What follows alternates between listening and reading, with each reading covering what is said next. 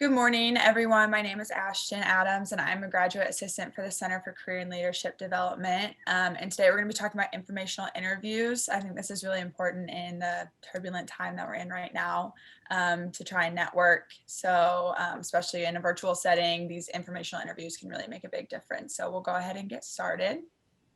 So your network is your net worth. This is a quote that I found that I think is really, really beneficial and kind of shows just how important it is to make sure you make those connections because it really does matter in the end. A lot of times it's about who you know to try and get opportunities, especially now.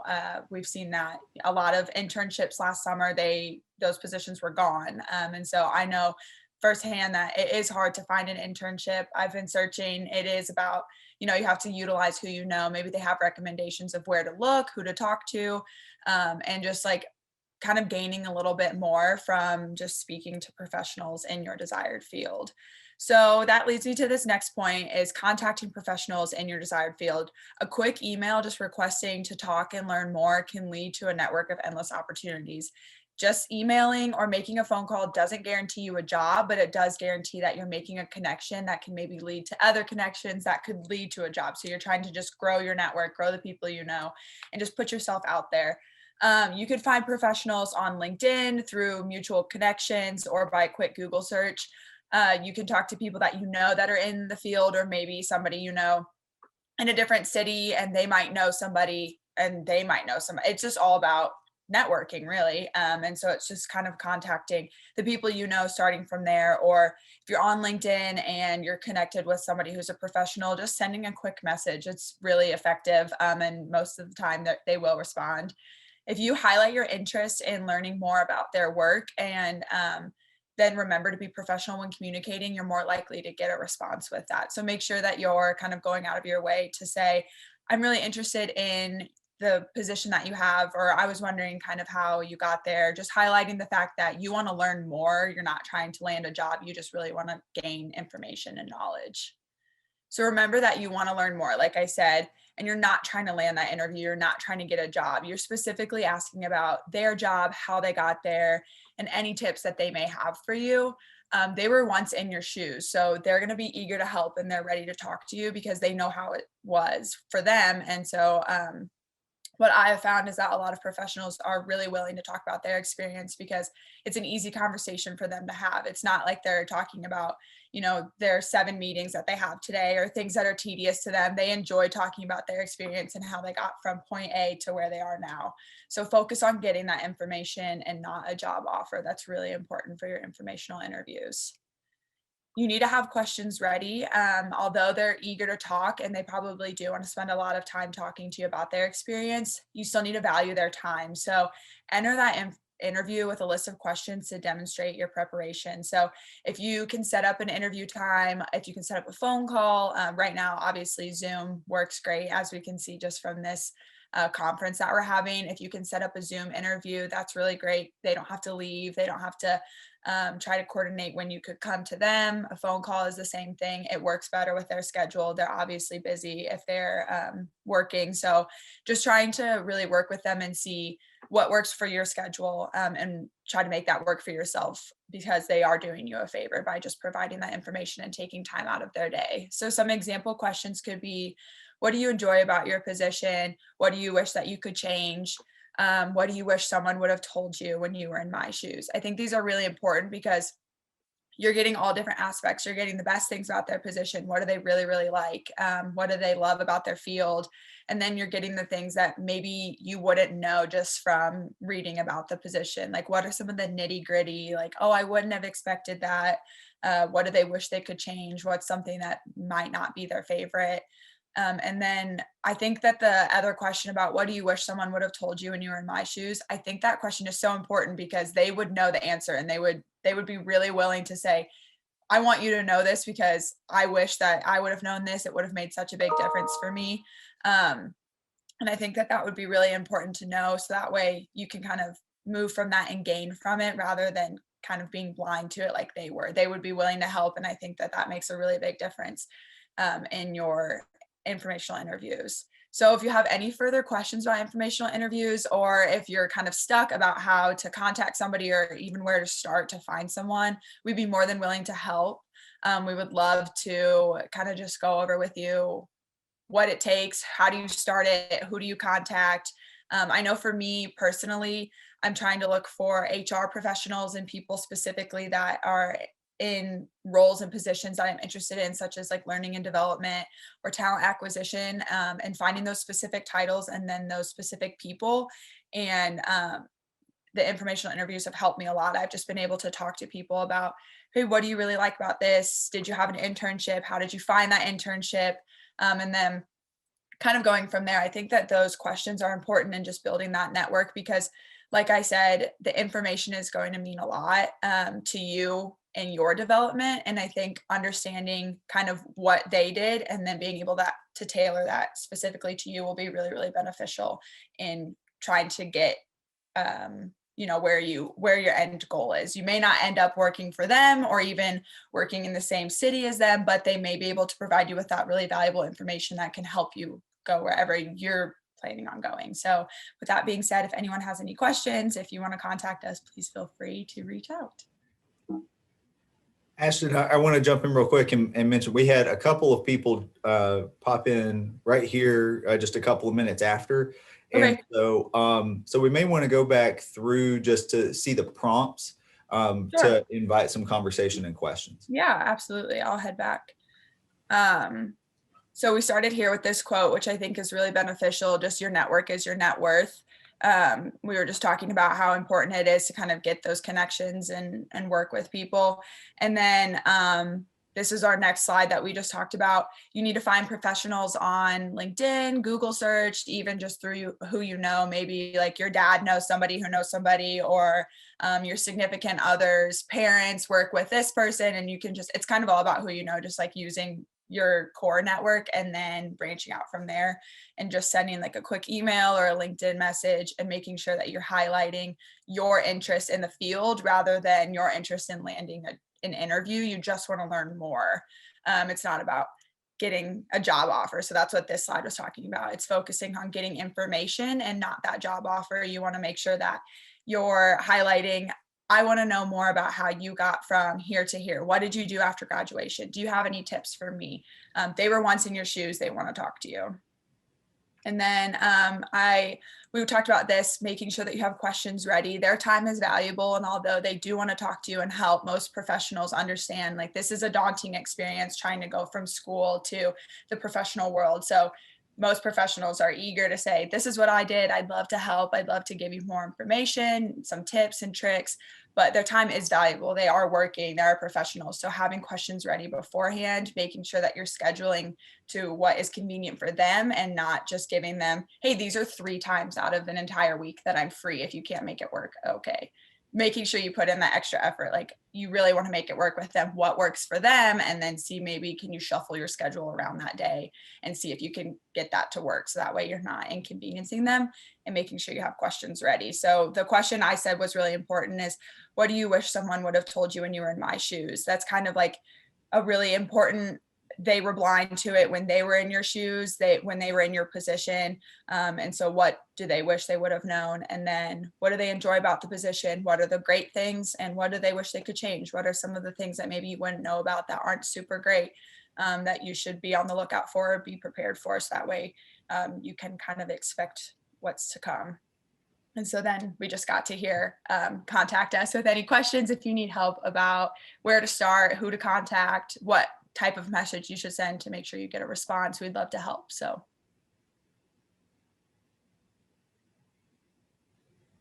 I have a couple of thoughts, but before we jump into those, I would love to hear if any of you guys have questions or comments. Maybe you've experienced some of this, or you have a particular thing that's keeping you from engaging in an informational interview. So we could talk about any of that. And then I have some additional thoughts as well. I have a quick question. So, like in your experience, do you feel like most people prefer like Zoom over a phone call over like DMing on like LinkedIn, or is it really like, I guess, up to you? I think it is personal. I really like to start with an email or a message on LinkedIn, just because I think that's easier to try and like get your initial contact. But then I think a Zoom is great. It's more personalized.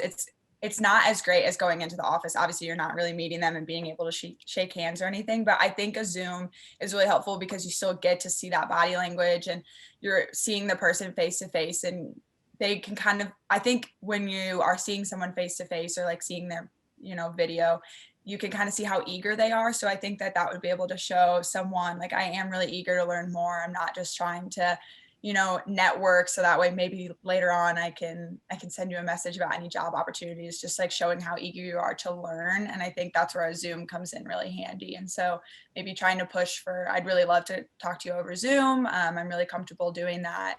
I think that would be really beneficial. So. And Thank you. I think from my personal experience on that one, fortunately, I haven't. Well, I don't even know if it's fortunately, because informational interviews are good anytime. But I haven't had to do any since the pandemic started, and so my approach was always in person. Um, the hey, can we grab a cup of coffee before you go to work kind of thing was really great because it gave them an out, a particular like end time to say like, hey, we're going to meet at 7:15 for a cup of coffee and we're going to have a conversation, and I know that's going to be over by 7:45, so that I can get to the office. And then if like that way they feel like they have fulfilled your request to talk to you and answer those questions. But also if you have engaged them enough during that initial 30 minutes, they may even like call in and push back their first meeting, or they may say, let's reschedule for like a lunch or like an after work something, or or come into the office tomorrow, like those kinds of things. But for me, for the same reason that Ashton is saying that like a Zoom conversation is better than just an email or a phone call.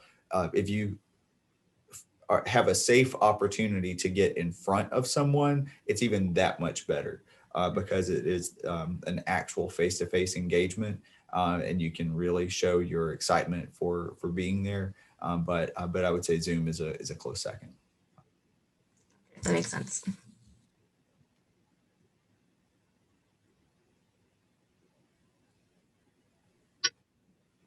I just got connected with this student that was a mathematics major.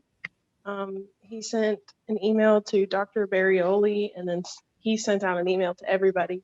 So I'm in the middle of trying to get a position, so I'm super excited about that. But I'm also like, I just instinctually was excited about it. So instead of acting excited about the job opportunity, I was like, I want to know more, and asked him a bunch of questions. So it's been working out so far, and I'm super excited about it.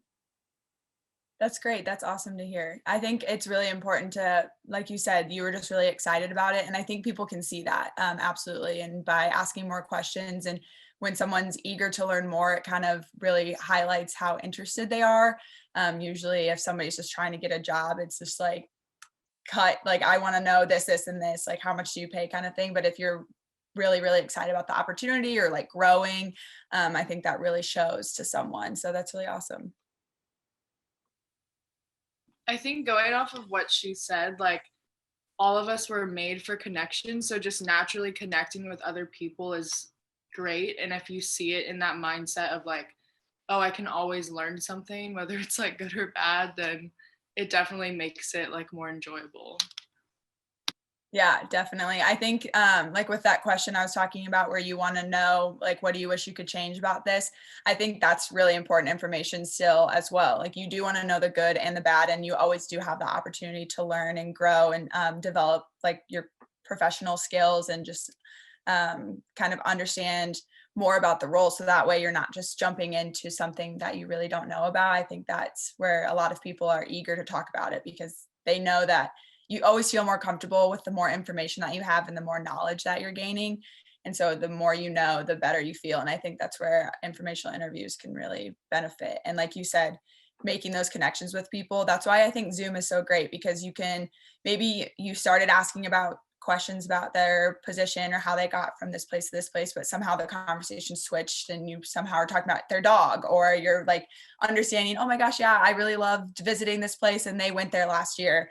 And just kind of like gaining another kind of connection. It's not just a professional connection, but it's a true like genuine connection as well. So those are the really important networking skills, I think, that make a big difference.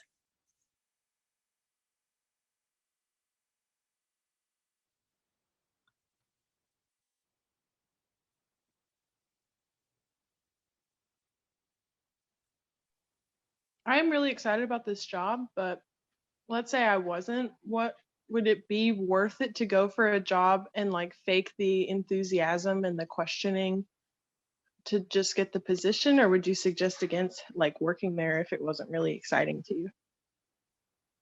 I think that is tough, because right now, like in this stage, experience is really important, and it's hard to land a job without experience. Like it's hard to get a job that you are excited about without having that initial experience that you can kind of highlight on your resume or just talk about, I gained these skills. So I think that's difficult. If there was a position that you were still qualified for, or that you found that you seemed more eager about, I would say obviously you would want to go to the one that you were eager about. But sometimes with your professional development, it is about gaining that experience. I don't know if Mark, if you have any tips for that, since you have more experience than I do, but Yeah, no, that's a really great question, and it's hard because there's not a really straight answer on it. One is it kind of depends on what position you're in at the moment. Like, do you need the money? Do you need do you need that job to survive? Um, do you have any other prospects coming, or is that the only offer you have and you need a job? But the main question, because money's not everything. Like you definitely have to have money, but because you got to pay rent, you've got to pay student loans, probably you've got like all kinds of things. So an income is necessary. But the main question that I try to ask myself when I've been offered a job is, can I do this job for 2 years?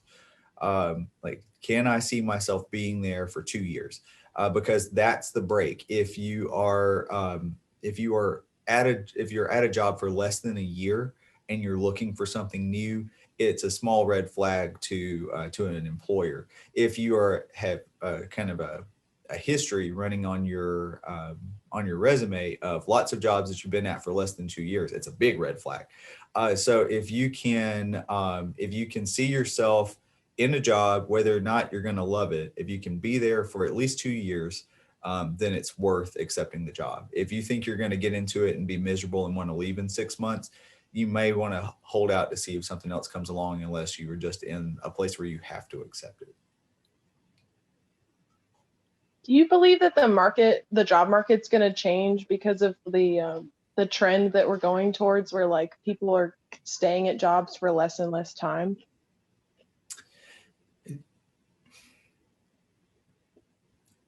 That's another good question. The thing is that employers still want to see some sense of loyalty.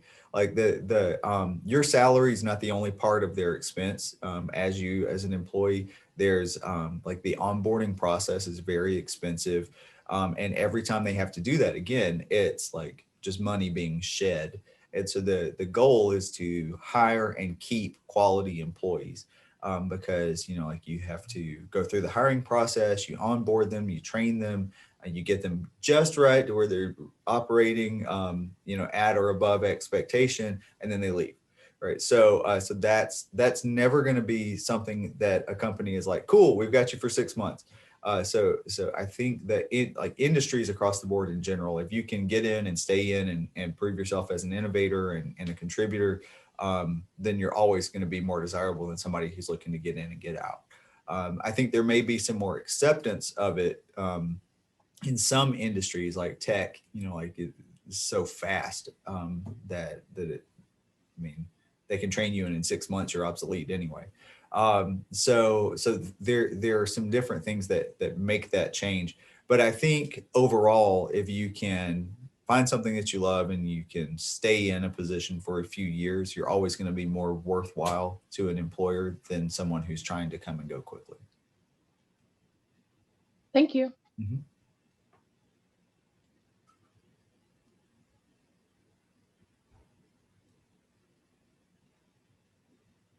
These are great questions, y'all. Thank you.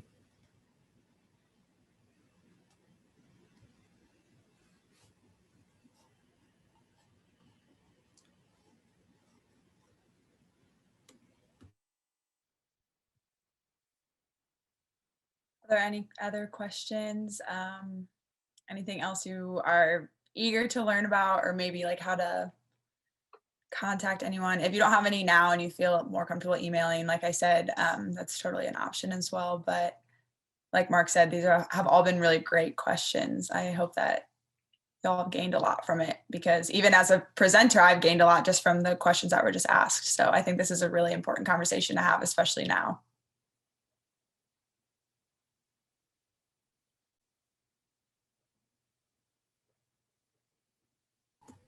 Have any of you been on an informational interview before? Did we talk about that already? So I did one. Has anybody else done one? I think I have, like, now that I'm thinking about it, like, I don't know 100% if it was, but it was just me, like getting to know them and just like out of curiosity, just like asking a lot of questions. So I think Yeah. so. Yeah, definitely. I think that's definitely an informational interview. It may not have been as formal as like setting up an informational interview, but still gaining that information and asking those important questions and just kind of learning a little bit more. I think that is definitely still considered an informational interview. When I was in undergrad, I told my like landlord that I was majoring in psychology and I wanted to do like IA psychology. So he like connected me to like his old coworker. So we like talked on the phone for a bit. So that's pretty cool. Cool. Yeah, it's really, that's so fun. I mean, it is just like mentioning it in conversation and then being able to like be connected. I just had that happen yesterday. I was talking to a friend about another friend who's majoring in finance, and she was like, oh my gosh, my friend just graduated in finance and does this and this. And so like we got them connected, and it's just really funny how quickly it happens, and you can just learn more just from a friend of a friend. Yeah, it's true. That's exactly how it's designed to work. Like one day I was at church and I was talking to a guy who had started his own business and needed an accountant. And someone else in the room had just been talking to me about how she had gone out on her own, started her own CPA firm and was looking for clients. And so I just like sat them at the same table together.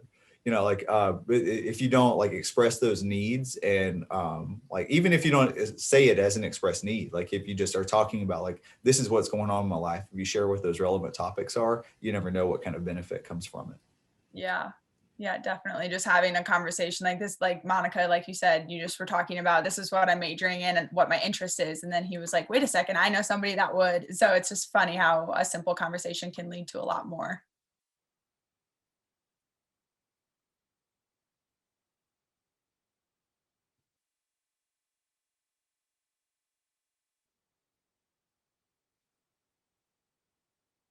What I've learned over the past year is that sometimes if it's like a close personal friend and you're all kind of young and you're not really sure where you're going, then it might not be like the best connection. Because like I tried with two different friends, they were like, I can get you a job, and then like now it's just like it's been like months and neither of them like had anybody contact me. So it can happen for sure. We're like, but I don't blame them or anything. I'm just like, well, it's okay. It is what it is. Yeah, absolutely.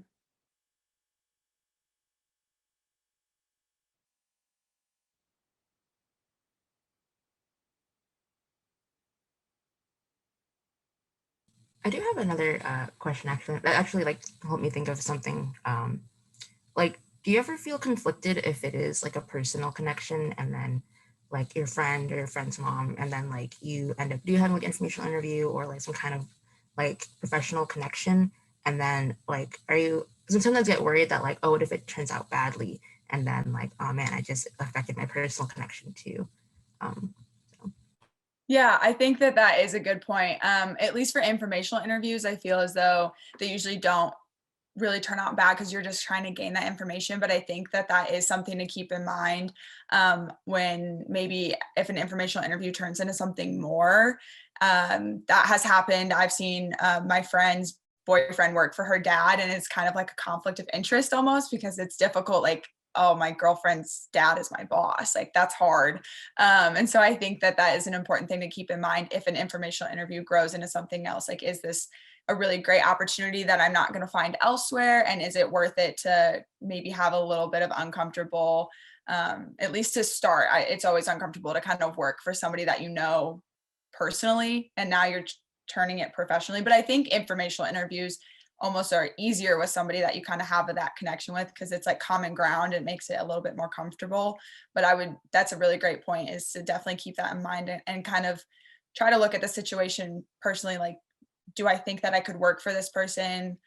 You know them personally, so you kind of know maybe some of the way that they behave or what they think. And so it's like, oh, would we do well professionally, or should we keep it personal? If the informational interview goes from just information to maybe an opportunity. So it's a really good question.